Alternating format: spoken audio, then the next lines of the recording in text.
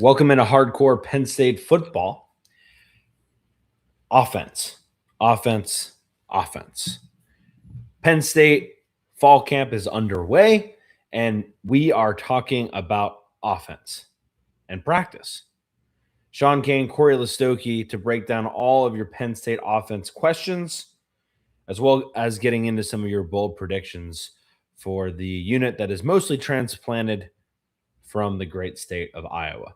All that and more in this week's episode. Let's get right into it. Welcome into Hardcore Penn State Football. I'm Cory Lestochi. With me, as always, and sometimes by himself, the great Shawn Kane. How you doing today, Shawn? I'm doing well, Cory. I just have to say, I was giving you an inquisitive look because I never, ever thought I'd hear you say the words, the great state of Iowa, ever. I don't necessarily like the football team. I don't have anything wrong with Iowa. In fact, as I look through my Penn State annual, I see a lot of Iowa on here. A lot of Penn State players now hail from that corn state, including some of the people that we're going to be talking about today. A lot of Iowa, a lot of Nebraska, and we're going to get into it. So I guess, and even in the 2026 class, there was a decent amount of Iowa and Nebraska getting in there as well. So I don't like the football team, although I do think they're actually going to be pretty decent this year, unfortunately. I do have no, qualms with the state. And they do have the come and goes there. Have you ever been to a come and go? What is that? It's a gas station. It's literally called Come and Go. K-U-M and Go. So, is there a better name for a gas station out there? I don't think so. I was gonna say I was worried there was gonna be some kind of jokes thrown in there. No. So. That was it. That was real. Anyway, Shawn, first of all, we just have to say, I guess I have to apologize. I love harping on you when you do a terrible job technologically. And egg on my face. We haven't even started the season yet. And egg on my face. The computer that I'm using today, I have a lot going on over here, but the computer that I'm using today is the same one that I used last week. And don't really know what happened, restarted it, and then it just never wanted to turn back on. I mean, anyway, long story short, it didn't work all night. The next morning, give it the old turn it off and turn it back on again, and all of a sudden it's been working ever since. So we will try our best and see what kind of happens today, but I have a feeling we're going to be okay. So we're going to go as long as we possibly can. But Shawn, you did a great job last week. I'm not going to rehash anything that you brought up. I'm just going to let it go. Clearly, my opinion wasn't good enough to make it on the video. So thank you again for holding it down. I think we got some feedback, and I didn't actually share this with you yet. We got a lot of good feedback that you did a great job by yourself. So again, well, thank you, everybody. Good job there. Today we're talking about the Penn State offense. If you've been listening to us, which by the way, this is season 5, Shawn, of Hardcore Penn State Football. Relatively speaking, it's kind of like 4, but we're calling it 5. And typically we have like one long, massive show and we go through everything in one. And I didn't want to do that this year. I'm not really exactly sure why, but we've decided to break it up. So we're going to talk about the Penn State offense today. And then we are going to talk about the Penn State defense probably next week. And then the following week, assuming that I am not a father at that point, early in that week, so right around the 24th, 25th-ish, we'll have like our final show. We'll probably go through the schedule, go through some predictions. We'll probably put some stuff on Twitter as far as polls and stuff like we usually do. And that will be where we make our like kind of final predictions. So that's the plan as it stands today. Obviously, a lot of that could change if obviously, this baby decides to come early. But we'll figure that out when we need to figure that out. Shawn, before we get into the offensive kind of walk through. And we have a little bit of a game that we're going to do to get through it today. I know we've done wing flavors and pizza toppings before. I kind of came up with sort of a game that Shawn doesn't actually quite understand yet, so I'm sure nothing will go wrong. But before we do that, just a couple little notes that I wanted to make. The scouts were at practice yesterday. That included the Bears, Colts, Jaguars, Dolphins, Patriots, and Giants. So the NFL scouts were able to be there in attendance. Also, your Dolphins trading for former Penn State offensive tackle Caden Wallace. I didn't look into the details. I don't know what you guys gave up, but I assume if you're making a trade like that, are you expecting him to start down there in Miami? What's a depth situation of the Dolphins? So it had been widely reported among Dolphin land that they needed a backup tackle because the depth pretty much at every position with the Dolphins is lacking. But Patrick Paul, the guy from you might remember him from Houston, and Austin Jackson are still the starters. So Caden Wallace is going to factor in. He's going to be the backup right tackle because they got nobody else. And really, they didn't have to give up much to get him. I think it was only 6th-round pick, and the Dolphins ended up getting a 7th-round pick in Caden Wallace. So really nothing. So excited to have him. He'll be there with Chop. And Chop's tearing up in camp, by the way. That's good. It's, it's kind of the, I don't want to say it's too late for Mr. Arnold Ebiketie, but it's kind of that situation for Chop where it's like this year he needs to start kind of showing out. So, yeah, he's been okay. But has he been a 1st-round pick? No. I think that's pretty fair to say. But yeah, it's time for him to step up a little bit. All right. I'm not going to get into the BYU news besides the fact that it's hysterical that they are now asking for money after they decided to leverage the Penn State job to get that money. But I guess that's just the way the cookie crumbles. I knew that joke was coming. Sorry. Yeah, didn't see that coming, did you? No, but at the same time, how much do you really trust the Mormon Church? Well, they are secretive. So I don't know if there's some secret agreement between them and Kalani Sitake, but there was also a secret agreement between Penn State and Kalani Sitake, and we all know how that went. Yeah, and, to be fair, I'm a little bit glad that we didn't end up with him because I'm already struggling with all of these names to begin with, so we would have a difficult time. Could you imagine my Scranton accent with some of those names? I'm looking forward to this season because you're going to have to try on some of these, and it's going to be part of my favorite day. All right. Trying to mute myself as my dog continues to bark, but let's get into the offensive preview. So we have a little bit of a game that we're going to get to, but just real quick, 6 Iowa State starters are likely expected to start for Penn State. 3 coaches come from Iowa State. It could have been 4 if Noah Pauley would have stayed around on just the offensive side. So we'll obviously probably talk about them, but Ryan Clanton, Taylor Mauser, who's the offensive coordinator, as well as the tight ends coach, and then Jake Waters, the quarterbacks coach. You mean we let Danny O'Brien go? We did. Sorry if people didn't know that yet. This offense, I just maybe want to talk real quick before we get into the specifics of what we want to talk, the details. As far as what to expect, I think in a way you're going to see a 2017 like offense from this offense, except they're going to be willing to go under center. Like that would be how I would sort of describe them, where they're going to want to take shots. They're also going to want to run the football, but they're just going to want to be able to do that under center. And then I would then just sprinkle in like Bill O'Brien 2012 tight end usage at the same time, because as we get to the tight end position, there's just a embarrassment of riches that they're going to be able to use at that position. Similar, honestly.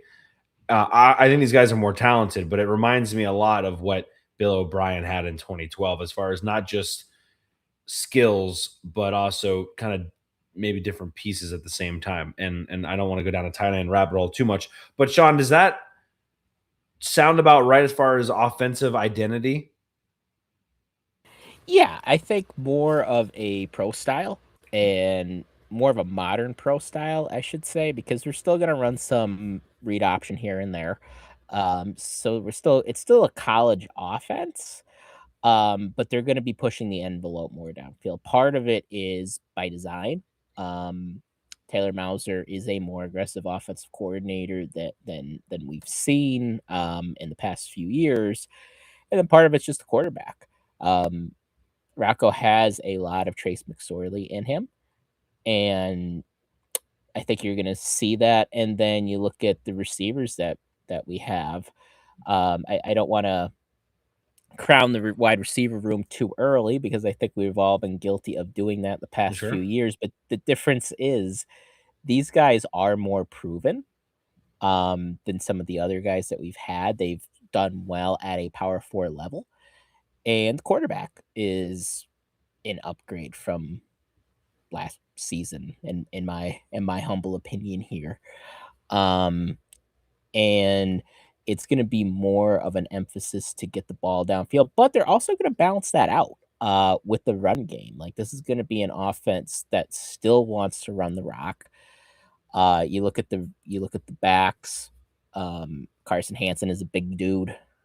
James Peoples has some physicality to him, and I think Quentin Martin has also he's more of a slasher, of course, and I think they're going to use him in the passing game, but he's also put some good weight on. So I think, while we're still going to be throwing the ball downfield, I wouldn't expect this to be a finesse offense by any stretch of the imagination. This is still going to be a rough and tumble offense. And when you look at how many tight ends we have, we're going to play a lot of 13 personnel. Yeah, and I think that's what I'm sort of interested in seeing is how they maintain or how they balance the run attack with also letting Rocco Becht be himself and let his kind of personality be a part of this offense. And we know he's going to run the football as well. And so how they balance that with also the shots deep and then also getting the tight ends involved, because what we often talk about, Shawn, is you have only so many plays. So, I'm very interested in seeing at the end of the year because I don't think we're going to necessarily know a whole lot, say within the first month, as far as the balance of which they go about things. Because obviously they're going to keep things up their sleeve, just like Mike Yursich used to. Um, but at the end of the year, I'm very curious to see kind of what the not just a snap count is by position, but honestly how many touches. And I want to say touches because as we have already seen, we might see some Kobe Howard and Quentin Martin touches, potentially not at their suspected position. So I'm just very curious to see how that all and unfolds. And obviously injuries would play into that too. But generally speaking, very curious to see where the emphasis is placed and how they go about that, and who honestly steps up and demands more attention. Yeah, and I really feel pretty good about the skill positions. Um, and I feel okay about the offensive line, but when we talk about physicality, you look at the interior of the offensive line, and I see 3 guys that I trust, and 2 of them play center. Like, that right guard spot is gonna be pretty critical in my opinion. Cory and I talked about this last night, and, I don't wanna speak for you too much, but you were saying guard play, you could kinda mask over that a little bit. Well, technically true, like, you'd rather better tackles than guards, and I do feel pretty good about the tackle situation. Um, I am scarred by the Miami Dolphins because the Miami Dolphins neglected for years the guard position, and they can never run the ball. And no matter how much they wanted to become a more physical team, we could never run the ball between the tackles because the guards were terrible. Now, I Don't don't be think these putting your guards are Miami terrible. juju on our beloved Nittany Lions. when you're a Dolphins fan, it just scars you. Now Trevor Buhr, Don't Buhr is a good player. So it's not really him, and I think we're going to be all right at center. But that other guard spot. Whoa, Shawn. And I don't know how much we have behind them. Don't be getting ahead of myself with the offensive. You're getting a little ahead of yourself there. All right. Yeah. Easy. Shout out to Michael asking us, do we see 12 personnel with Quentin Martin in the slot? I think that's getting very, creative. I appreciate the creativity. 12 personnel. Yeah. I think we're going to see 12 and 13 personnel quite a bit. Again, though, here's where I even struggled back in the day when, we had Nick Singleton and Katron Allen and putting them both on the field at the same time. I expect to see 2 running back personnel groups as well. Who do you take off if you want to put Quentin Martin in the slot? Like, do you take off Chase Sowell or do you take off Brett Eskildsen? Like, you can do those things, but like, you have to sacrifice something at the same time. So I'm not saying it's not a good idea. I'm just saying I'd be curious to see where they decide to make those sacrifices along the way. And with that, make sure you're like the video. We're back. So make sure you're subscribed if you haven't already subscribed, whether you're watching live on YouTube or if you're listening on a podcast platform of your preference. Shawn, we have a game to get through this today. It's not that exciting of a game, so maybe I've already made it too exciting. The most exciting part is you don't really understand how we're going to play. So this is how it's going to work.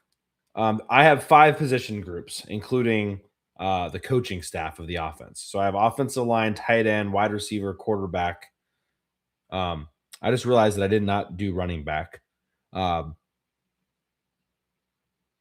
So I need to think of one on the way, but that's okay. And then obviously the coaching staff. So there's 6. How this is going to work is I am going to start a sentence with choose a group, ... And then I am going to provide you with a statement. And this statement, for everyone who's listening, Shawn does not know what the statement is. Now, here's the tricky part for you, Shawn. You can only use each position group once. And you don't know what the next statement is. Okay. So I could very easily, for example, I could say, which position group is going to lead, to the most giveaways. And you might say quarter, or you might say running back because you think we're going to fumble it a lot. And then the next one might be who's going to have the most rushing yards. And you've already used the running back. Okay. I think I get it then. All right. If you don't, too bad. So, Shawn. And I think those of you at home know this is confusing to communicate via text message. Yeah, and I only sent one text. I didn't even like listen for any other feedback. Yes. So, and then basically what group you choose is what we're going to preview, and then we'll kind of go through it from there. So, okay. Shawn, choose a group that has the best overall player on offense.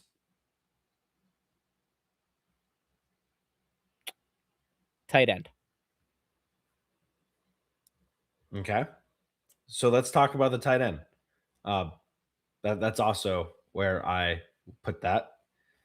So that's good, potentially. So let's talk about tight end, Shawn. And I think that's probably the most exciting group. Already mentioned this, coached by Taylor Mauser, who is, again, the offensive coordinator. He also coached them at Iowa State. One of few teams that have 2 Mackey preseason watch list players, and it is not Mr. Andrew Rappleyea. It's actually Ben Brahmer and Gabe Burkle. Ben Brahmer, Andrew Rappleyea, Gabe Burkle are kind of your trio, Shawn. What do you think of that group? How do you think it's going to work out? And please just kind of give us your thoughts on. We've heard a lot of great things about Ben Brahmer. We've already heard how physical and kind of crazy Rappelier's been. Yeah. I think I'm going to start with Gabe Burkle, though, because I feel like we have overlooked him a tad. Maybe because Brahmer's coming in with a lot of accolades, and we already know how good. And we haven't recorded podcasts. And we also haven't recorded as much. So, yeah, it's a combination of all three of those. But yeah, Gabe Burkle, I think you brought up physicality. Like, he's probably the best blocker of the group, and he could still go and snag it. I heard the BWI guys, or was it them, or it was one of the podcasts. I'm sorry, I can't give proper credit. Say maybe 3 of them in the top 5 could be top 5 tight ends drafted at some point. Maybe not all in the same year, but that's pretty high praise. So we already know what Raplier could do, and I think in a weird way, I'm more excited about Burkle because he's kind of the mystery box guy. Now I think Brahmer's has the most experience and he's done the most already. But then you look at those 2 guys behind him. So I think if the emphasis is to put your best guys on the field at all times, I think you're going to see a lot of 3 tight end sets. Maybe you split one of them out wide some. I think Brahmer would be a good candidate for that. I also think Rapp could do that. I think you're going to want to keep Burkle in because he's such a good blocker. But it's gonna be really interesting to see the way we use these guys. And like you said, if we're gonna use 3 tight end sets, which receiver goes off the field? And I think it gives you more flexibility now that I don't think the receivers are going to be mediocre at best. Yeah, I think one thing that makes me also view this team or this position group of the team to where we'll see maybe more 13 personnel is the fact that they can all block. And talking about the running game and how you can accommodate that running game that is a little unknown, to put it simply. Obviously, we'll talk about that more in a second. I think in previous years of Penn State tight ends, you had 3 tight ends you felt great about from a receiving perspective, but I don't know if you had 3 tight ends that you always felt great about from a blocking perspective. I think you really have that. I think you have 3 really well-rounded tight ends that you can trust to block as well as go catch the football. And that, to me, that versatility, I think a lot of people oftentimes maybe get a little bit over their skis about 13 personnel, just because I think it does bring everybody kind of closer a lot of the time, and it does make you seem a little bit more one-dimensional. This is one of those few situations, and Penn State's probably one of the few teams in the country that can do this year and it not necessarily feel that way. Even previous Penn State teams that had obviously great tight ends, you felt like you were kind of tipping your hand, tipping your cards, showing your cards a little bit as far as what you were going to try to do. I felt that way a lot of the times when Penn State was playing the Michigans and Ohio States of the world when we tried to go to a bigger package like that. This seems like something where you could go 13 personnel and, like you said, spread out Ben Brahmer, spread out Andrew Raplier, who I think is going to be a problem over the middle. I think he's already been a problem over the middle, not just catching the football, but then yards after the catch. He punishes people. And so I think that gives you a lot of that flexibility, even putting Gabe Burkle out wide in the red zone. That doesn't make you see him as one-dimensional. And I think that, to me, separates or maybe differentiates a really good tight end room and a great tight end room where the depth actually does matter. And having 3 is a lot better than just having 2, when I would typically say 2 is great.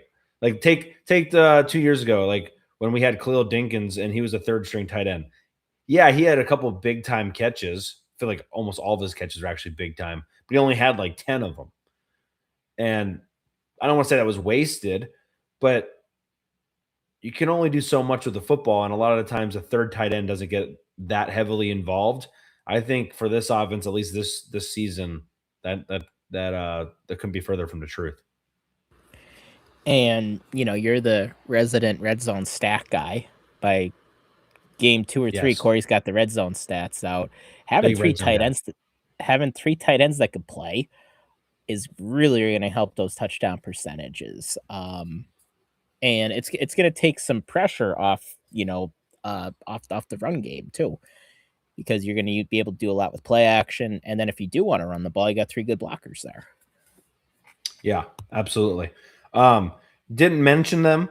Finn Firmenich and Cooper Alexander, 2 gentlemen that I don't expect to see a ton of.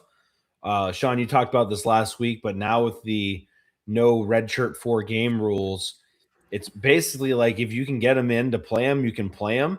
But there isn't like that necessity where you're like, oh, we got to get these guys in for 4 games. That doesn't really matter anymore. You have 5 years regardless. So these first 3 games, and we'll obviously talk more about the schedule in a couple of weeks, but these first couple games, if you're still trying to like gel the team together, or if, Gabe Burkle's kind of trying to get back in a swing of things, it's a lot more important for Gabe Burkle to get 10, 15 reps against Buffalo than it is for, one of these younger guys just to get on the field as far as the success of the season goes. So just in general, I'm curious how they play that, because now it's like, you don't feel like you have to force feed, 2 or 3 games early to some freshmen when it's like the best are going to play regardless. And I think when we get to the defensive preview next week, talking specifically about the defensive backs, that is an interesting conversation, but I'll bite my tongue for now on that. Shawn. Do you want me to be a bit of a smartass? Yes. Do you think we'll have any 2025 flashbacks? We're like, oh, we're gonna get all these guys in now, and it's the middle of the 3rd quarter, and you're saying it from a perspective of like we're not winning games by as much. That's what you're going with. All I'm saying is we don't know what the future is going to bring necessarily in these out of conference games. So let's hope. Are you calling an upset versus Temple already? Is that what you're doing right now? I am not, but okay. I'm just as early bold. The late. I'm not going to call him great. O.J. Simpson would say. I'm just saying. Shady Bell on YouTube says James Peebles will ball and Quentin Martin really should be a wide receiver. Well, we're going to get to both of those in probably just a second. So let's go to the next group, Shawn. Shawn, choose a group that will improve throughout the season. I guess the most would probably be the better way to say it. Show the most improvement throughout the season. Let's go offensive line. It's really crazy because I did not think you were going to choose that, but I also chose offensive line. What do you think I was going to choose? I thought you were going to choose wide receiver. But maybe I was thinking more of like as a whole versus maybe just the top 2, but we'll get to that in a little bit. Offensive line, Shawn. Is Ryan Clanton your favorite coach on the offensive side of the football? I mean, don't get me wrong. I have a soft spot for Taylor Mauser because he literally used to work at Little Caesars. But Ryan Clanton, if you do pick up these Town and Gown annuals, there's a great article about him in there. And he went to University of San Francisco and, lived in a garage basically and was just had to do it the hard way. And he looks like he still lives in a garage. Yeah, there's a quote in there that's like, I don't have a soft spot for people that basically get to come to Penn State and then don't want to work hard. And I'm like, I love that. Can I just get something out of the way right off the bat? Yeah. I think I was going to do this at some point in the season, so I just want to do it now. I'm getting some serious good is it Ryan Leonard? Mike Leonard? What Leonard is it? Former assistant coach for the offensive line? Oh, Frank Leonard. Frank Leonard. Thank you. I'm getting some serious Frank Leonard vibes from Ryan Clanton as far as toughness and grit. And Shawn, you made the point last year about maybe how much we miss Mr. Frank Leonard. I don't want to say he was reincarnated in Ryan Clanton because I don't think he's dead. But Ryan Clanton has some of those Frank Leonard vibes, and I very much appreciate that. Last thing I'll say before I turn it over to you. Average weight of all the offensive linemen together, I got 311.5 pounds. Just throwing that out there. If you're into tonnage, I think that's good. I think it's good that it's over 300. I didn't put that up against anyone else's because I didn't want to do all that math. Right. Maybe I can AI that. Yeah, I remember back in like the mid 2000s. I remember sometimes like they show Wisconsin's offensive line, and Brett Musburger would say something along the lines of, "Look at all these guys; they're all over 290," and now pretty much everybody's over 300. 311 so, and yeah, like 311.5. freshmen come in, they're 300. So, well, yeah, I would just say, you know, when we talk about the defensive line, we want people over 300. So it makes me feel better that the offensive line, I guess, is over 300. I don't know. Yeah, it's pretty meaty group. So the reason I picked, I think they're going to improve. Number one, they're a new offensive line, and if anybody's ever played offensive line, or if you've just watched football, like you need to be able to gel with your guys next to you. And a lot of these guys are playing for the first time next to each other. And you know, not only, you know, the Trevor Buhrs of the world, but even the guys that were here at Penn State. Like, we've replaced everybody from the offensive line a season ago except Anthony Donka, and even Anthony Donka was playing a different position. So I think you know what you have with Anthony Donka, and then at the other tackle spot, there's a battle going on between Garrett Sexton and Malachi Goodman. So I think it surprised some people to see Donka playing left tackle. Whereas Sexton and Goodman were battling it out for the right tackle spot. Because you look at a guy like Malachi Goodman, who's just a massive human being, you think left tackle, but playing over at the right. I think it was reported that Sexton was actually in with the first team, but Goodman was also getting some first team reps, so I don't think that's a finished battle. Trevor Buhr was an all Big 12 player last season. So I feel good about what we have there. Brock Riker might have been the biggest steal of the transfer portal class for Penn State, at least. Came from Texas State.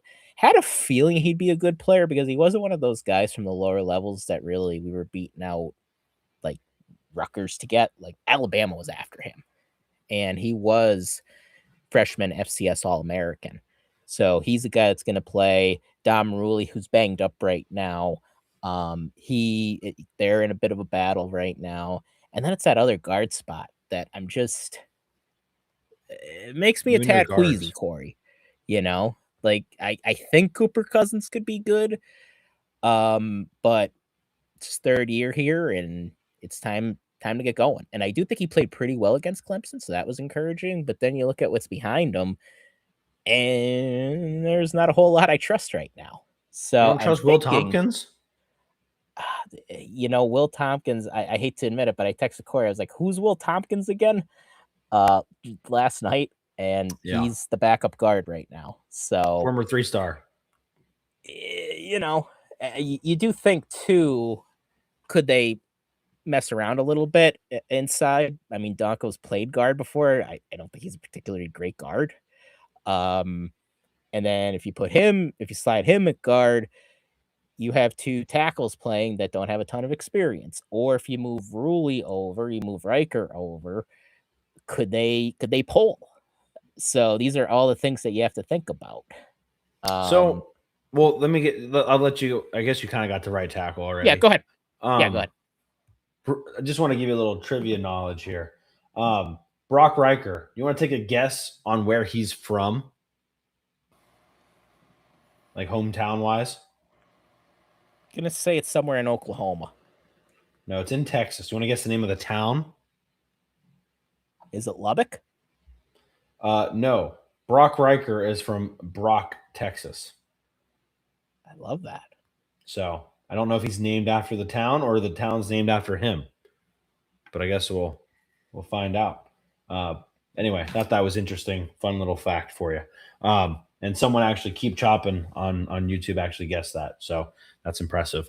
Or maybe they're into those weird things. I always like looking at the hometowns and seeing how many I actually know. I don't think there's a battle at center. Just to put that out there, I think you're right. It was a massive massive get in the portal. You could, like you said, argue is one of the most important gets that Penn State had. I do want to mention that this whole offensive line has shuffled around a lot.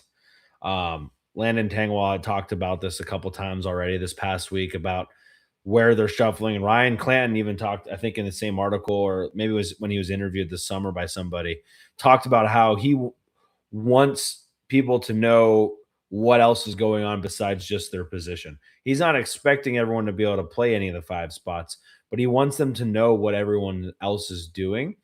And I think this part was in the article, but he wants every practice to challenge the players. He doesn't want it to get stale. So he said, like, he'll just come out and he'll randomly put the 3rd string left tackle in at guard and be like, figure it out. So that sounds cool and great as far as keeping the practices innovative and making people stay on their feet during practice. The obvious question and concern is, how do you begin to build continuity as far as a starting 5?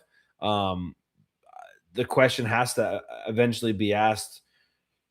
You only can have 5 offensive linemen out there. Sometimes I guess you can roll with 6, but what do you rather value? People getting more reps in with different people around them, or making sure you have a strong 5?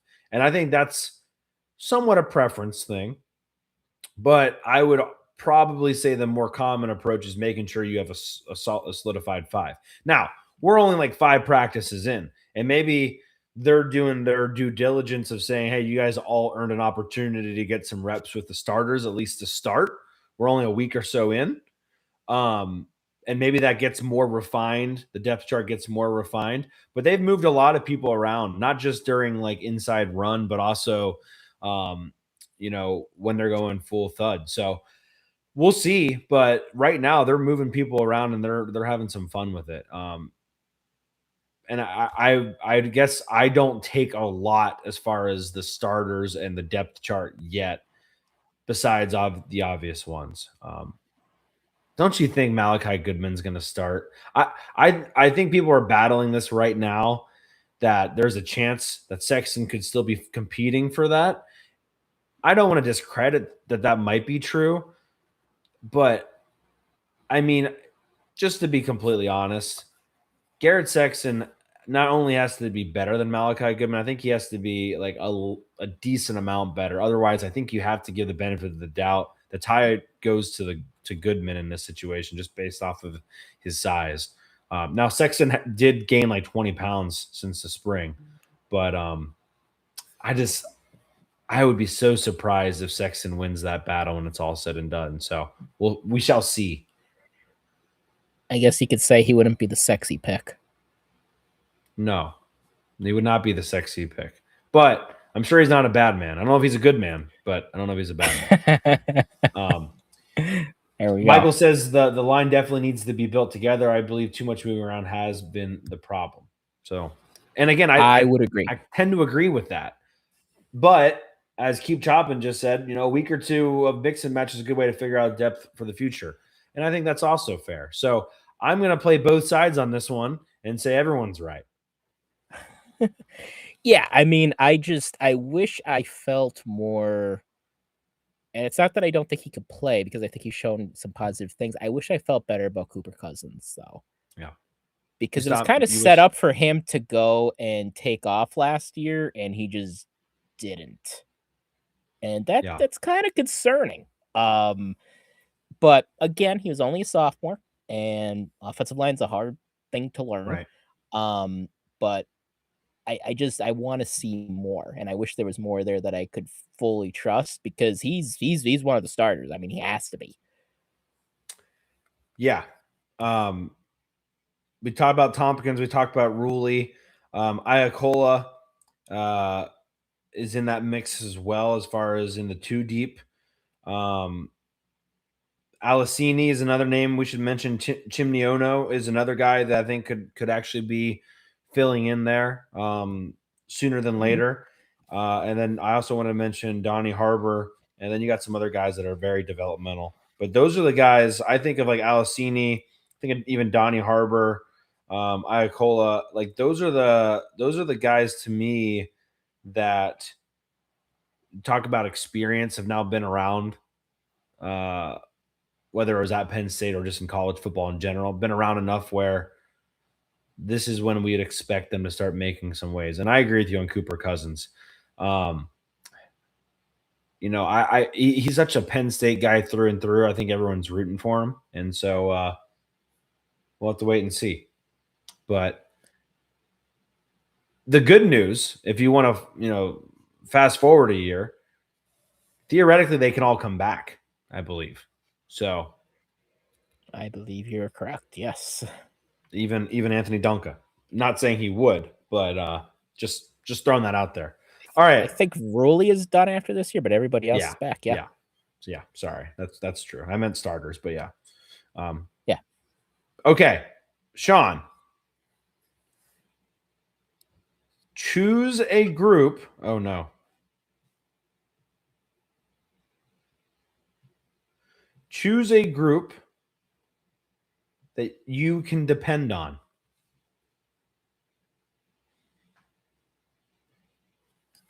Quarterback. Okay, we finally differ, so that's exciting. But you don't know what they are, so that's true. Quarterback, Shawn. What you're feeling good about the quarterback position? Yeah, I think when you have the winningest quarterback in active college football, you have to feel pretty good about that. And everybody will talk about depth and everything. From what the reporters have said, Alex Mansky looks good. So I feel a lot better about the backup quarterback spot than I did just a month ago, because I didn't know if Alex Mansky was going to be with the team. Yeah. Like it was looking like it could have been the Connor Berry show at backup quarterback. So you combine Rocco Becht coming off the injury. Hopefully he comes back good. From all reports, he looks good in practice. He looks confident. He's already whipping the ball downfield like Rocco Becht is supposed to. I think you got to go with quarterback in the dependable spot. If I had to pick again, maybe I'd pick the tight ends. Just because there are three guys I think are really, really good. But I feel good about this quarterback spot. Yeah. I can't tell you what I chose for them because we haven't got to that yet. But I will just emphasize what you said about Alex Mansky. Probably the biggest surprise out of camp so far. Not just one that he was healthy. They're talking that he might not be healthy, at the start of the season, maybe even halfway through the season. And so the fact that A, he's healthy is a massive story. But then B, the fact that some people like John Sauber at Center Daily Times is saying things like he's the most talented quarterback on the roster from like a pure trait perspective, and he's not the only one. Makes you feel a lot better about the future, but also we make sure we don't get in this a 2021 situation out in Iowa either. Which God bless Connor Berry. I don't know how I feel about that if Mansky wasn't going to be healthy. It also makes you feel better about, look, Rocco Becht had 2 injuries last year. Tore his labrum and he had a sprained shoulder joint in his throwing arm. And they still plan to run him this year. Like Taylor Mauser talked about, he's an aggressive guy. He's going to get hit. He's going to try to pick up extra yardage. They want to utilize him in the run game. We talked how many times about Bo Prabila and being able to stretch the defense and threaten the defense laterally. Rocco Becht is going to be able to do that. But now you don't feel as concerned about him getting hurt. Like, yes, if he goes down, it drastically changes your outlook on the season. But Alex Mansky is really proven that, at least from a pure trait perspective, maybe the ship wouldn't completely sink if Rocco were to go down, which is pretty important and honestly pretty, how do I say this, unique in the world that we live in college football in 2026.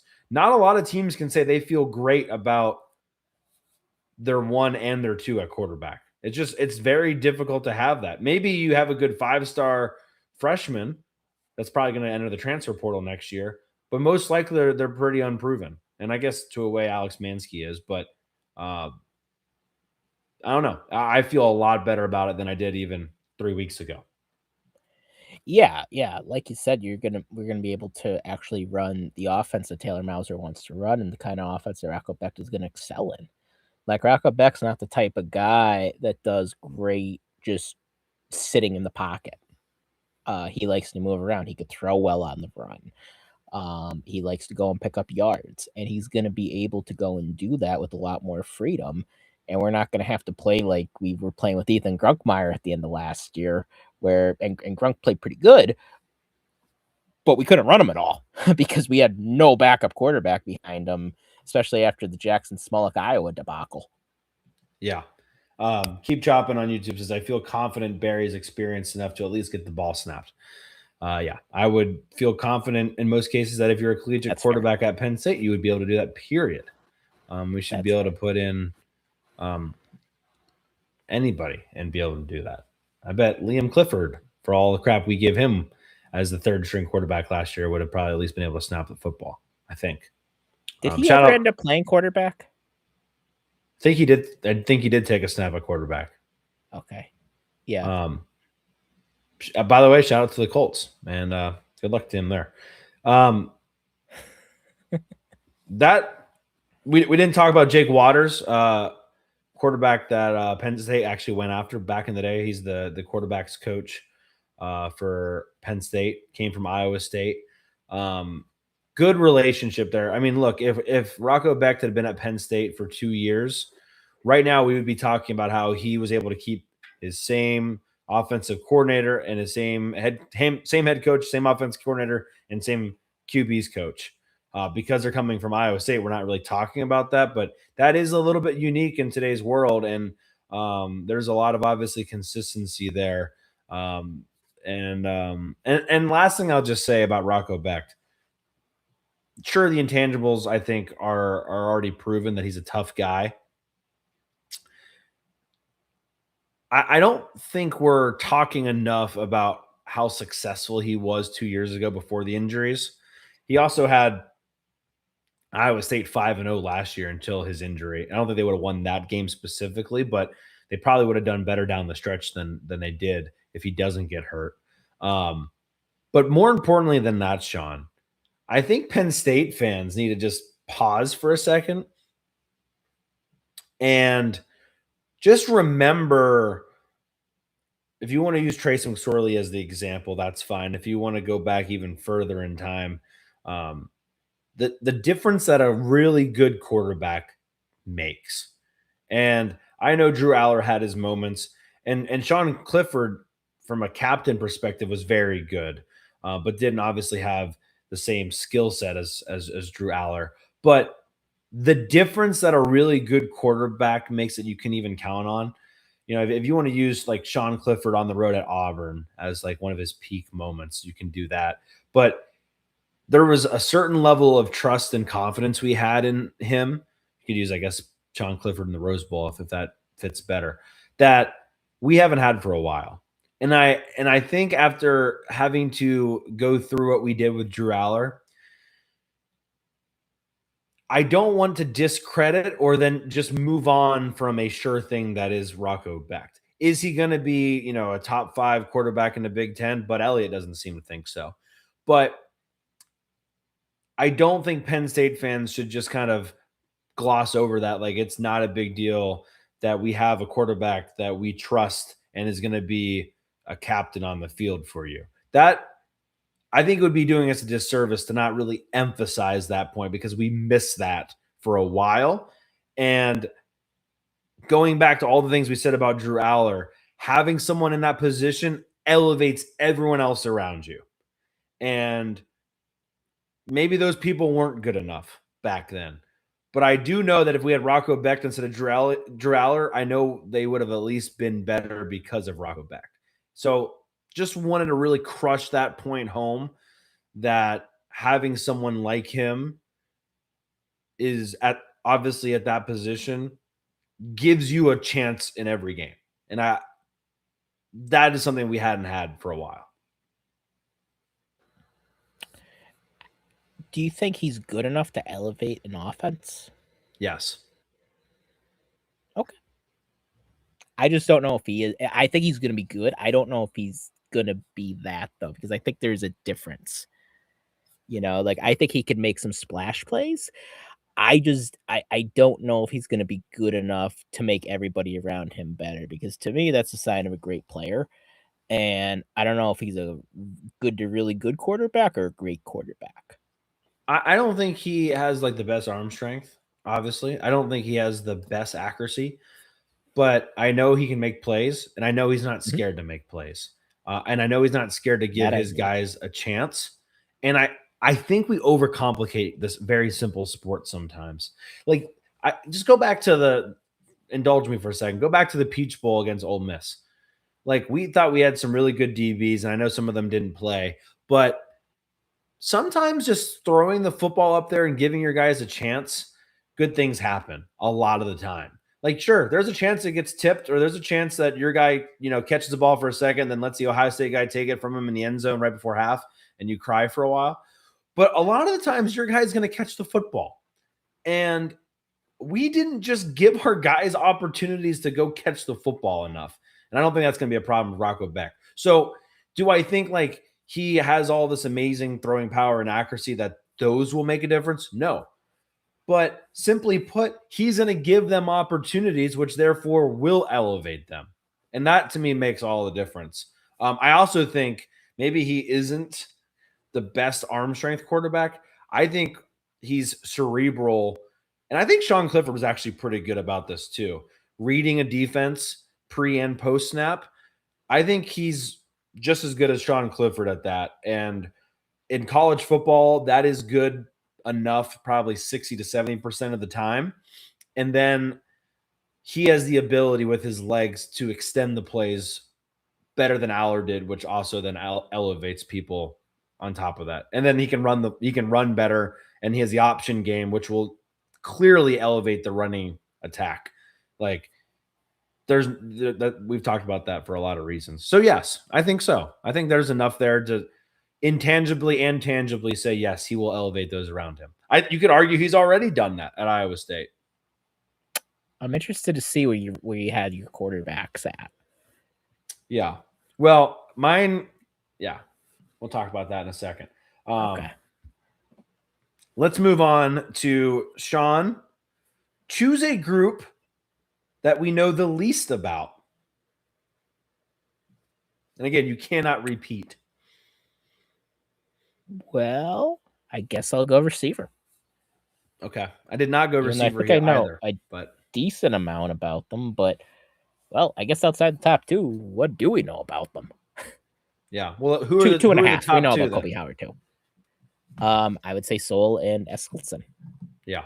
So I guess I'd say 2.5, because we do kind of know Kobe Howard. I think we don't know how good he is quite yet. But then you look behind them and you hear the people on the beat. First off, I want to compare. I'm really going to make it a concerted effort not to bring up the last few years as the season goes. I'm really going to make a concerted effort not to bring up James Franklin as the season goes, because I think there's way too much talk about James Franklin. Every time he has a bowel movement, somebody on Twitter's talking about him for Penn State. And James Franklin also can't stop bring Penn State up in interviews, even though he's technically asked about them. But all that being said, if you compare what people that covered the team were saying the last few years about the receivers, they were just, it was like almost like they were blink if we're in trouble to the viewers, because they were like, yeah, well, there's a couple guys, and then we don't really know, and then everybody seems inconsistent, and I don't know, and the reporters aren't going to just come right out and say these guys suck. Yeah, it's just not going to be how they do things. Not like because us. No, and they have more responsibilities than we do, so they're not just going to come right out and say it. But you do not hear that from the people covering the team this year. Like, they're talking about guys like Zay Robinson, they're talking about Amarian Jackson, talk about Peter Gonzalez even. So they're not just talking about the top 3 guys who we all know are at least pretty good. Like, they're talking about some of these young and up and coming guys. So I'm not saying that we're gonna have 6 wide receivers just ready to go this year. We're just gonna throw 4 verts all the time. But I think there's a lot to be finally excited about, even with young receivers that we haven't seen yet. So I think there's a lot of promise here. Now, is it fair to say it's unknown? Sure. Yeah, because I don't know, maybe none of these guys are ready for the season yet. We really only have 2 or 3 guys we could trust. That's possible. Maybe there's a lot of inconsistency there. Possible, and we can't really trust them yet. But I think there's a lot there to be excited about right now. You know, the other thing we talked, I'm so glad that you chose the tight ends first, because now we talk about the wide receivers, and the question really is, like, how many do you really need to be that good? Like, if you plan to go 12 personnel or even 13 personnel, I mean, I see like 4 or 5 guys here that I'd go to war with them. I feel pretty decent about them. I feel, like you said, the best about Chase Sowell and Brett Eskildsen. But if Kobe Howard's your third option, that seems pretty respectable. I mean, Pretty damn good, definitely on this, on the scale that is Penn State wide receiver cores and of the last 10 years. Like, that seems like a pretty decent opportunity. Brett Eskildsen, by the way, very excited about him. Not, the stereotype, obviously, too, that he will be breaking as far as being the fastest player on offense as some white dude, I think is fantastic and needs to be mentioned. We're not going to kind of skirt around that bush. I think that's hysterically awesome. Chase Sowell, I think from an athletic perspective and just like, oh, that guy could be a number 1 wide receiver. He has that. People are already going to start talking about the, a couple drops that he had. I think it was reported yesterday that he had a really good practice on Monday night and didn't have any problems there. When it actually mattered, they actually went full pads. So, yes, I feel great about those 2, Shawn. I didn't mention Kashif Moore, the wide receivers coach. Obviously replaced Noah Pauley after Noah Pauley literally did the Grandpa Simpson meme or GIF and went in and out of the bar. Did he go to Green Bay Packers? Is that where he ended up? I think so. I don't remember. Where another former Penn State coach once coached. The wide receiver coach. The Green Bay Packers. The other wide receivers, though, we mentioned Kobe Howard and how he might get involved in the running game. I don't want to say that's smoke and mirrors, but like, I find some of that stuff on August 11th a little gimmicky. Like, we'll see. Will they try to get him the ball on a quick screen or maybe a Brandon Polk jet sweep? That would be awesome, actually. If at Temple we do like 17 jet sweeps to Kobe Howard, who says no to that? If the first play of the game is a jet sweep at Temple, we know Matt Campbell is just doing a wink to the fans. He said he watched all the games, right? I've seen that. Didn't he say he watched all of the games from like since the 2000s or something like that? Yep. So if he does that, I'll be like, you sly dog, you.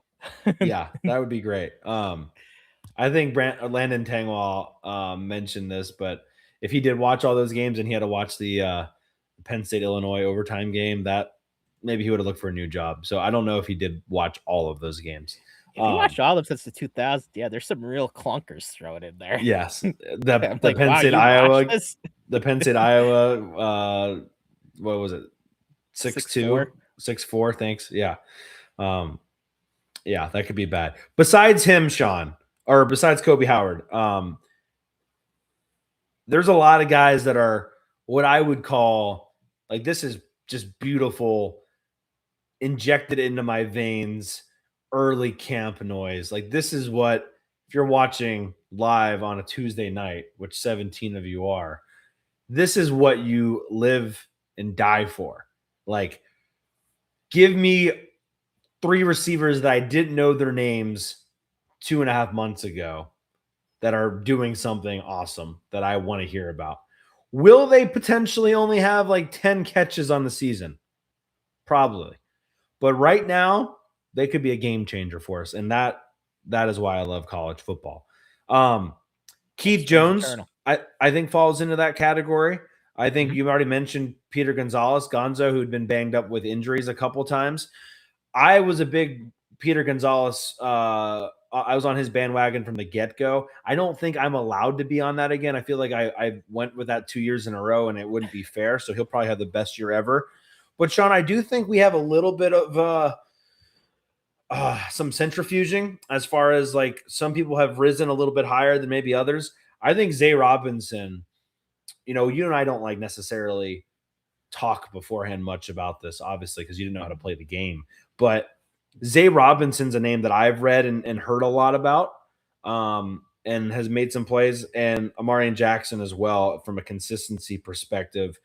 Those two, if you're like trying to find, I don't know, you're playing Penn State fantasy football, those are two guys that, again, I don't know how they break into the top two, but if you're looking for someone to make a couple splash plays, or if you're trying to impress somebody at the tailgate to look out for, those are two people that could be fun names to know in September.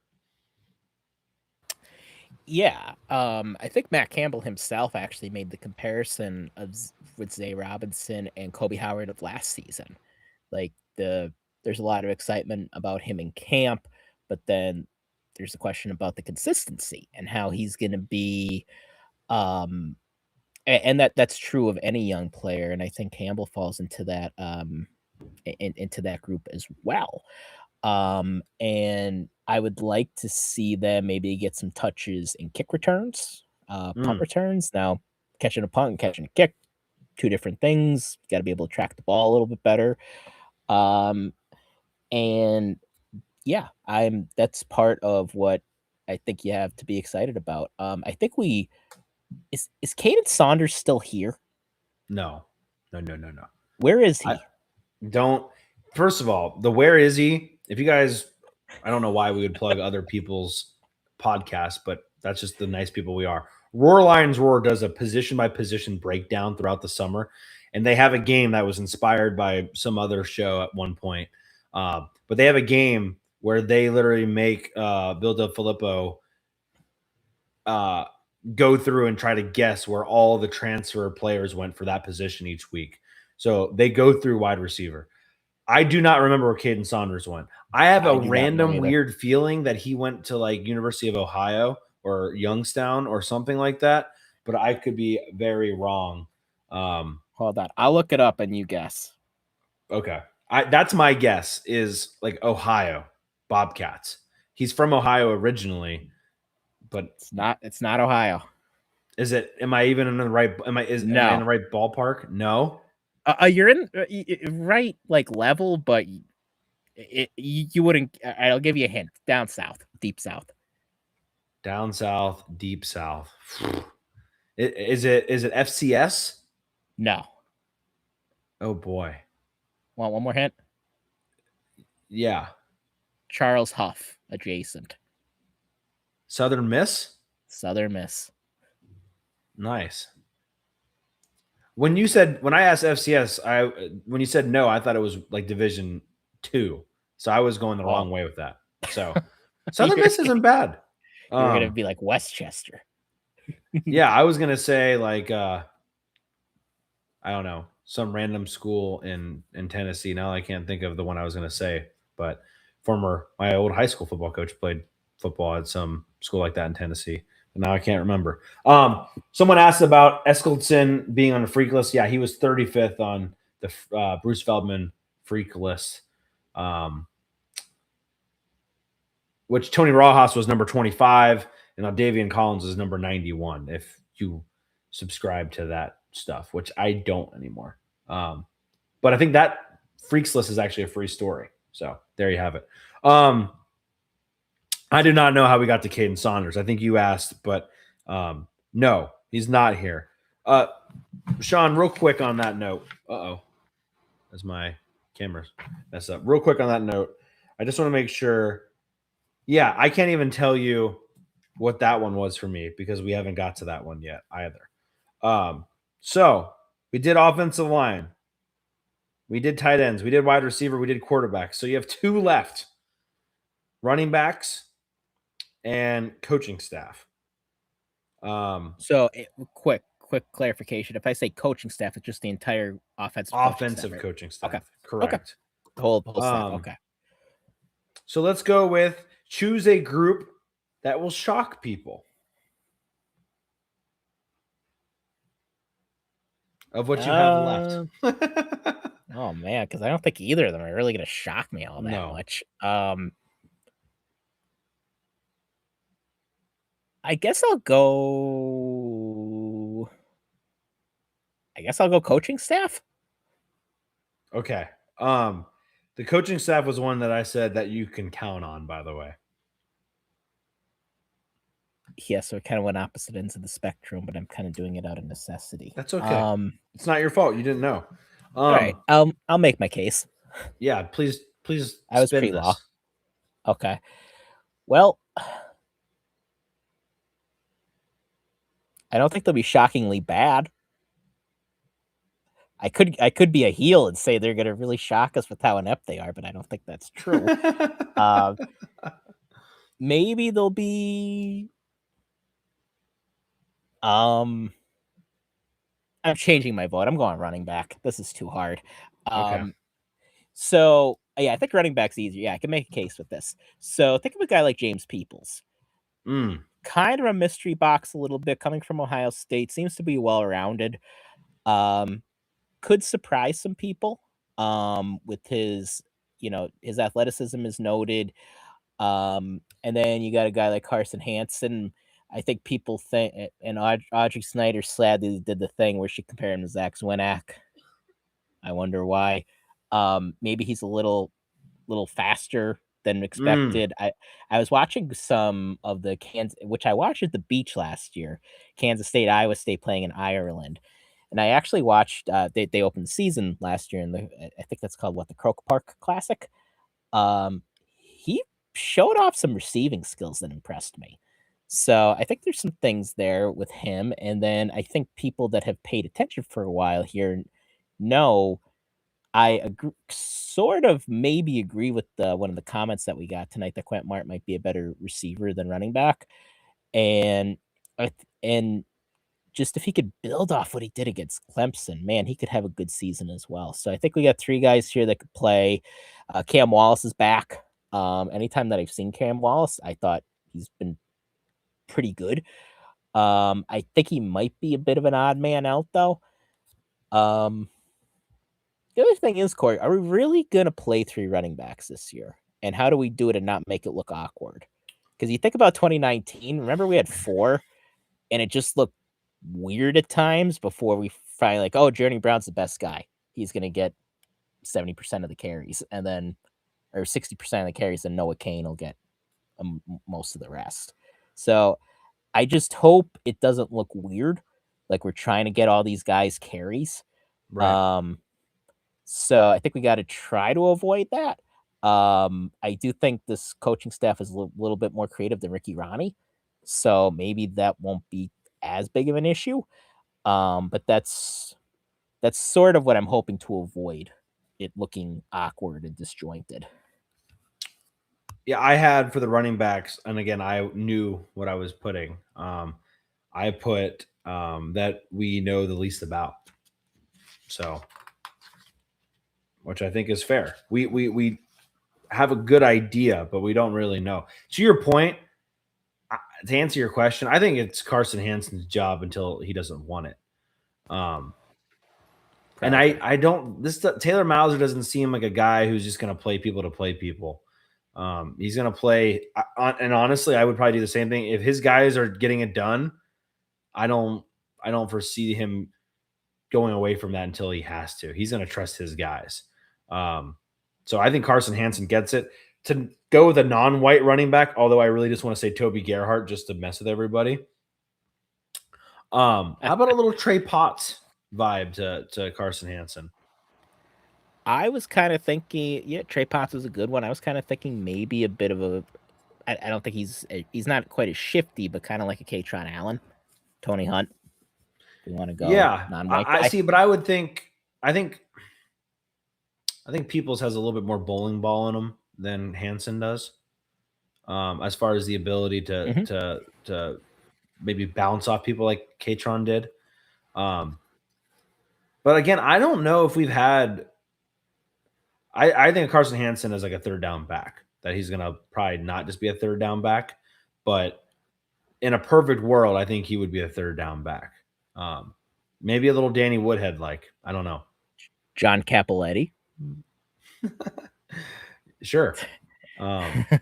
Is he wearing 21? Is that correct? I think he is. Yeah. So just one number shy. I bet it was all a coincidence. I think the shocking people thing though does work, because the starting depth chart right now could be completely flipped on its head by October. Like, I would not be shocked if Quentin Martin Jr. is the leading back at the end of the season. I wouldn't be shocked if Cam Wallace, like, first of all, I don't know how Cam Wallace is walking, let alone playing football at the Division I level. If he's seriously back to where he was before the injury, I forget who had this point, but I'm going to steal it anyway. The fact that you had Nick Singleton and Katron Allen and you still wanted to get, the old regime still wanted to get Cam Wallace carries, tells you what they thought of him. If he gets back to that level, Cam Wallace, he could be the starter by the end of the year. So I think it's, one of those situations where it could shock people. And James People, I think someone mentioned here, he played a little bit of receiver at Ohio State too. Maybe not Ohio State, but in high school. And he would be able to, potentially get some things. Again, how much do you get the football to running backs out of the backfield? And I know Becht does a pretty good job of dumping it down. I think that's the majority of Carson Hansen's catches came like that. But besides like the plays broken down, why can't I think of his name? Flacco dumped down to Ray Rice for like 30 yards every time situation. You're going to probably want to get the ball to other people, at least in the passing game. And we are not going to be stuck in the horizontal purgatory that was the Penn State passing offense last year. So I don't expect a bunch of those planned pass attempts to the running backs. I expect more of deep shots not there. Now I'm going to just drop it off. Hansen, get what you can. Peoples, get what you can. But we'll see. I have been wrong once or twice. That's about it. Definitely a little bit last year. We didn't mention Savon Huggins, which former running back over at Rutgers. And they're replacing 7,461 career total yards at the running back position, if you were curious. That's a lot. That's a lot. Katron's name is at the top of the steps at the student bookstore. And that's so cool. Yep. Someone said a little Bill Belton-ish. So there we go. Okay. I don't know if they were talking about James Peoples or Carson Hansen, but we're gonna get in trouble. I think Quentin Martin fits Bill Belton. Yeah, better than those other guys. You're saying we got a little Zach Zwinak, Bill Belton backfield? And we partying like it's 2012. Yep.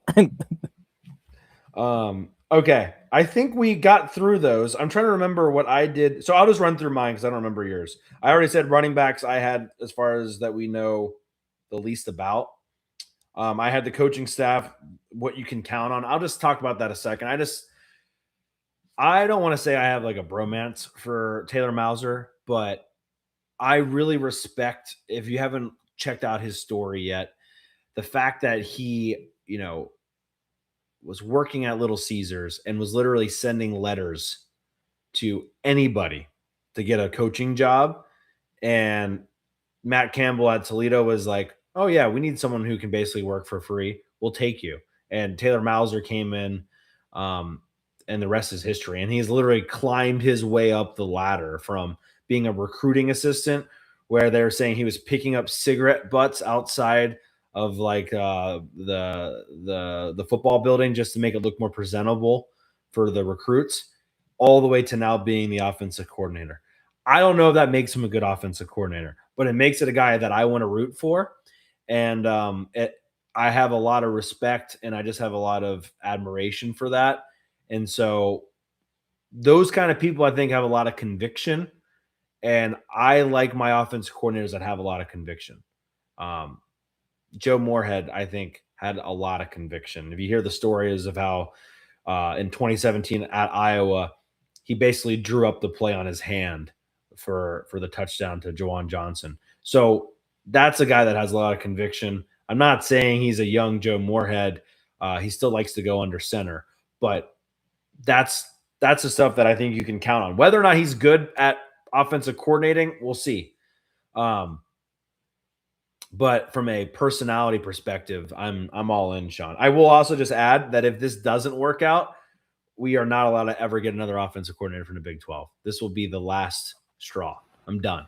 I will refuse it. I will literally lay out on front of the tarmac and refuse to let planes land if they try to bring in another offensive coordinator from the Big 12. Done. But outside of that, we're really excited about him.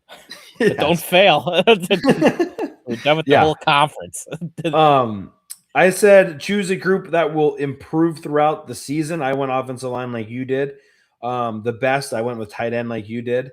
That will shock people. I went with wide receiver there. I think it's not hard to shock the Penn State fan base to just put the bar extremely low. Like, a lot of people probably haven't been paying attention. And Brett Eskildsen is going to come out of nowhere, and they're going to be like, I don't know how to say that last name, but I probably should figure it out. And that's pretty cool. So I know it's August 11th, and we probably shouldn't be getting too excited about the receivers. But I encourage you to get just a little bit excited about them, because why not? Life's short. I concur. And so I used all the category. Where's the coaching staff going to have to be slated now? The one that you didn't use? Yes. So you said shock people. Oh. Yeah, that doesn't really work that well, but whatever. The one your coaching staff won. So I had quarterbacks. This is the one where it was a bugaboo because I said that has no depth, but I actually started planning this before the last two practices when I didn't really know what to expect from Alex Mansky. So that I'm going to kind of plead innocence on, but I would just argue and just say that, like, just because Mansky's looked good in 5 practices, doesn't necessarily mean we have a ton of depth there. But obviously I'm not going to be a contrarian. Like, I feel a lot better about this. I probably wouldn't have put that there after the last couple of days, but it's also young. And after him, we really don't, because if we want to talk about Mr. Peyton Falzone, thank you for committing when no one else did, but I don't know if he's going to be a quarterback long term. Let's just put it that way. So so for yours would be the coaching staff. So I don't know how you would twist the has no depth for the coaching staff, but if you want to try to take a stab at it, maybe they don't have enough soda. I maybe the GAs aren't that great. I don't know. Maybe. Nah, I got nothing. I think the coaching staff's good. You know, we'll see, but I think they're good. You could argue if you wanted to go that route, you could say they didn't get Noah Pauley. So that's potentially a way you could maybe phrase that. Mudbug says the bar couldn't be lower as far as the wide receivers. If they can run routes and catch the ball, that would be incredible. DJ Bennett says, what's the deepest and thinnest offensive group from a depth perspective? We can answer that pretty quickly. Shawn, do you want to take deepest or thinnest? I'll take thinnest. Then I'm going to go offensive line, being that there's only 4.5 that I trust. Or no, more than that, 5.5 or 5 to 6. I'll say deepest is tight end, especially because you can just end up putting one out there if you need to, and then you're 3 deep. If you really want to say, well, what if we put 3 out there, then you don't have anybody? I guess so. But I would say tight end by far. As far as starter, backup, third guy, that's not just the best, but it's the deepest. And you could argue it's the best because it's the deepest, but I would argue it's the best because it's the best, and it's because it's the deepest. Yep, combination talent and experience. So, yes, I tempted to say wide receiver though, because again, you only need 2 of them out there. All right, we've been hurt so much before, Cory. Yes, sorry. And look, I agree with that as well. Before we get out of here, please make sure you've liked the video and you've subscribed. Again, if you're watching live on YouTube or if you are listening on a podcast platform, hopefully you have us in your ears. Otherwise, people are probably wondering who you are listening to. This is the Hardcore Penn State Football podcast. We do have bold predictions, Shawn, and some questions to answer from the fans, which, by the way, the fact that we even have fans after pretty much going radio silence for as long as we have means that there are other degenerates out there, and we appreciate you being here. Okay. They understand we have growing families, Cory. They do. We asked for Penn State offensive questions and a realistic, bold prediction for the offense, I hope. So if you didn't give me a bold prediction for the offense, I'm not reading it, although I didn't make it as maybe clear as I should have. I think most people followed it, but anyway, we'll see. You're going to hear some names that you have probably heard for a long time. So Dorito Bandit. How often will we see 2 tight end sets with Brahmer and Rappleyea? Put a percentage on it, Shawn. How often will we see 2 tight end sets? I'll get you out of the Brahmer, Rappleyea, Burkle conversation. Just 2 tight end sets. Not necessarily just Brahmer and Rappleyea. Probably, and part of this is because it's not 1980 anymore. So I still think there's a high percentage, probably about 30% of the time. So yeah, I'm pretty right high 30, in today's day and age. Yeah. If you think 30, 35 for 2 tight ends, and they go 3 tight ends 10% of the time, that's almost half of the time you have at least 2 tight ends on the field. Well, I'm saying 2 or more. 2 or more. Yeah. Okay. So probably 30, 35% then. Okay. Still. Yep. So you're assuming that Penn State's in a good enough position where they don't have to go 5 wide with receivers? Or are you assuming that the receivers are going to be so bad that the tight ends are still on the field when they do have to go 5 wide? I think we're just going to have some options. So I would say, like, if we had a receiver core like last season's, that number would probably be above 50%. But I think they feel really good about at least 3 of these guys at receiver. And then I think they feel excited about what they have after them. Yeah. His bold prediction, I said realistic, Dorito. And he goes with Becht will set the single season passing touchdown record. So in 2023, he had 23 touchdowns. I forget what the record is. Is it like 31? Something like that. You can I think look it's it like up right around 30. I think it is. So he had 23 in 2023. So I'm not saying it's not possible, but anyway, I don't know if I would necessarily call that realistic. Joe Rogers. Joe is one of the guys that have been in our ear about recording an episode. So thank you, Joe, for the constant support. His question. Wow. All right. A lot of people are talking about how good Rocco Becht is going to be, ranking near the top in passing touchdowns and yards, and feel very confident in him coming in. So do I. However, he was ranked around 80th in completions last year. Do you feel he will live up to the hype and is the guy we all hope he can obviously be, pending the wide receivers? Shawn, I think I already answered how I felt about it. I don't know if you want to add to that. Yeah, I would also just little bit of a kernel to that. He was playing hurt last year. So that really affected his play. So I would put an asterisk next to it. Now, he still played the games and he still really wasn't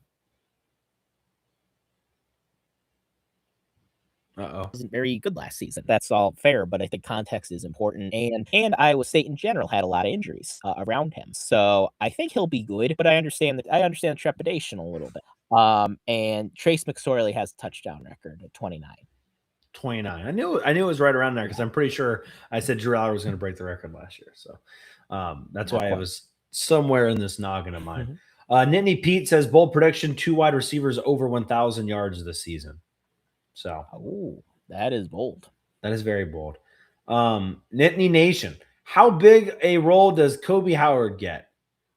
And his bold prediction: we have 2 600-yard tight ends. I think that's a pretty decent prediction. It's bold, but I think it's a decent prediction if kind of going back to that 2 tight end set.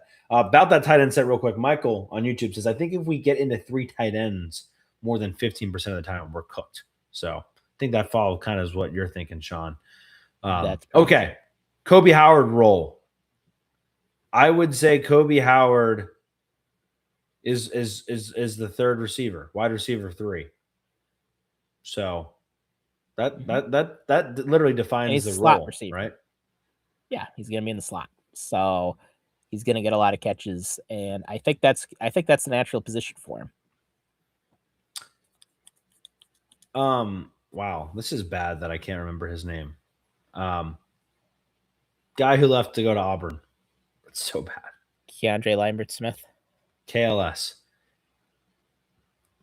Could we see like a Kobe Howard role that would be kind of like a KLS versus Purdue situation? Possibly. I do think they're different, but I see what you're going with because they both have some explosiveness to them. Yeah. I think KLS had more natural athletic ability. But I think Kobe Howard is more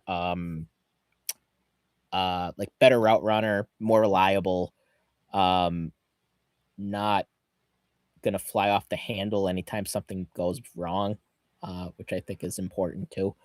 Yeah, we didn't need to go through all the reasons why we don't like KLS, but yeah. Sorry, he's one of those names, so that just makes you think. Yeah, sorry. Shady Bell's prediction on YouTube: 2 running backs go for over 700. I'm assuming career yard or combined yards as far as running and receiving. Maybe he's just talking running. And Michael says Martin over 500 yards rushing, 300 yards receiving. So there's those. Mark Thomas on Twitter asked, how the heck does this running back depth shake itself out? I think we already answered that pretty well, Mark, but thank you for the question. Bold prediction from Mark. We get our first receiver over 800 yards since Parker Washington. That seems like a realistic, bold prediction, Shawn. Ooh, it's been that long. Would you put your money on Chase Sowell or Brett Eskildsen right now? I'd probably go Eskildsen. Yeah, me too. I think he's going to be the best receiver on the team. And I think Sowell was the best guy coming in, but I think Eskildsen's going to be the best receiver this year. Let me ask this question. Does the receiver lead the room as far as receiving yards, or is it a tight end? I think it's going to be receiver. Partly. And do you think number 2 is a receiver or a tight end? Tight end. I think the tight ends numbers are going to eat into each other a little bit, though. I tend to agree with that. You could literally have 3 guys at like 400 yards. Right.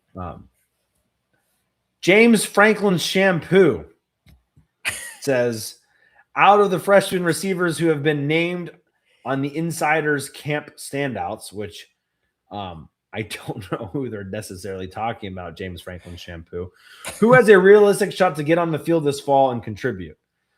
His bold prediction is we go 10-2, and Matt Campbell gets the buy-in he needs after they upset USC in October. That's the goal. We talked about the receivers a lot already. I will just say this to make you come back for more. I'm very excited to talk about that USC football game, and we'll talk about that in about 2 weeks. Anyway, Devin O'Blakely, big believer in the whiteout magic. Hey, how can you not be romantic about the whiteout? All right, how can't you be romantic about the whiteout? Devin O'Blakely, who I think maybe got a different X, or the spelling looks a little bit differently. I'm hoping the Matt Carroll. Oof, talk about USC. I'm hoping the Matt Campbell era brings the ability to impose our will in the trenches again. I assume we're going to talk about that, Shawn, a lot next week when we talk about the defense. As far as just getting bigger and beefier, run the ball more consistently and which seemed to be a constant challenge in the James Franklin era. Do you think this is feasible in year one, or do you think it will take time to reestablish? So, as far as imposing our will in the trenches, Taylor Mauser, for as explosive as he wants to be, reiterates constantly that they want to win up front. And going back, this is kind of a good way to just wrap up the podcast. Ryan Clanton seems like a guy that literally wants to do that a lot to everybody that's around him constantly. So I think they want to do that. Shawn, do you think they'll be able to reestablish that right off the bat? Yes. I actually think that's one of the things that you could reestablish pretty quickly. Like some things like talent acquisition and things like that takes time because you need guys. But you could teach toughness. Like toughness could be taught with a better culture, with a better mentality, and a new coach will instill that. Like you see that all the time. If you look some of our older people, like look at how many teams Bill Parcells went to and they got tougher overnight. Look at, if you want a more recent example, look at Curt Cignetti. Like a coach could change that overnight, especially if he's got the guys to do it. I'm just kidding. Edwards. I was just throwing old guys out there. Our old boss is old boss. Yeah. Got a little sorry, trouble. You had a really good point, and I just completely ruined it. No, that's okay. Man, I wanted to say something else to that point, and I ruined it as well. Okay, we have one more question here from Will Gamble, longtime listener. Who do you think ends up being the leading receiver in yards this year? So we already kind of talked about that with Brett Eskildsen. His bold prediction, though, Ben Brahmer or Gabe Burkle win the Mackey Award. So he's already on the Iowa State train as far as the tight ends. Over, say, Rapelier. And that's an interesting one. That is bold. I don't remember if Brahmer was a finalist or a semifinalist, but he was up there. He was the Big 12 tight end of the year, for what that's worth. So we'll have to wait and see. Yeah, it's bold, but not possible. All right. Well, we, if you're new here, this is about average for our podcast time. So we don't have any sponsors. We don't have any advertisements. So we can just talk for an hour and a half straight about Penn State football. And we plan to do that as often as we can this year. So if that's of interest to you, and you're not a complete nerd, then you should like our video and subscribe on YouTube or wherever you're watching and listening. We will be back next week, most likely. Again, we're literally on baby watch officially. So we will do what we can do. But it planned to be back. I haven't even spoke to Shawn about this yet, but probably Monday or Tuesday to talk about the defense.